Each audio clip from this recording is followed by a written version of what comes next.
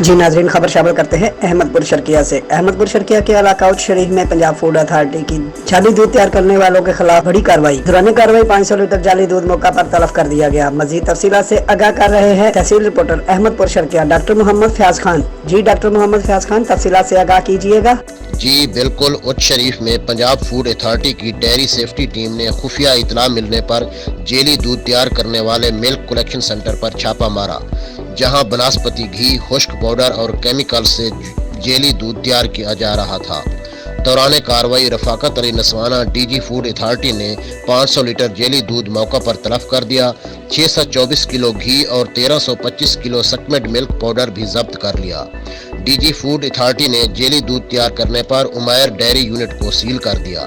मजीद बताया कि जेली दूध बच्चों की नशोनुमा में कमी का बायस बनता है। इसका इस्तेमाल बहुत खतरनाक हो सकता है।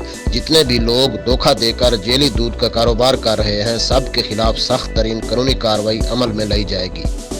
तहसील रिपोर्टर मोहम्मद फयाज खान, 29 न्यूज़, अहमदपुर शर्किया। जी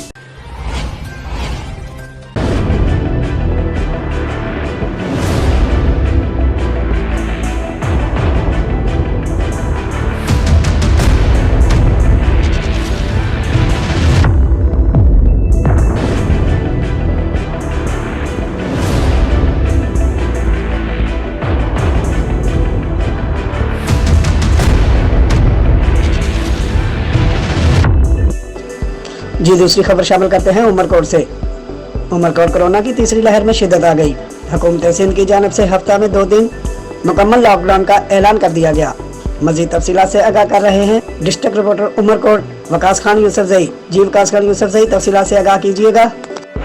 जी बिल्कुल, लॉकडाउन के पहले रोज जिले के तमाम छोटे बड़े शहर मुकम्मल तौर पर बंद है। तमाम कारोबारी मराकज़, मार्केटें और दुकानें मुकम्मल तौर पर बंद है। दूध, दही, करियाना, मक्खन और फ्रूट, सब्जी और मेडिकल स्टोर खुले हुए हैं।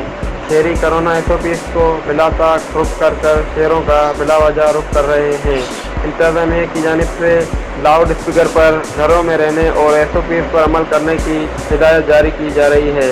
Waqas Khan Yousafzai, 29 news HD, district Umarkot. जी।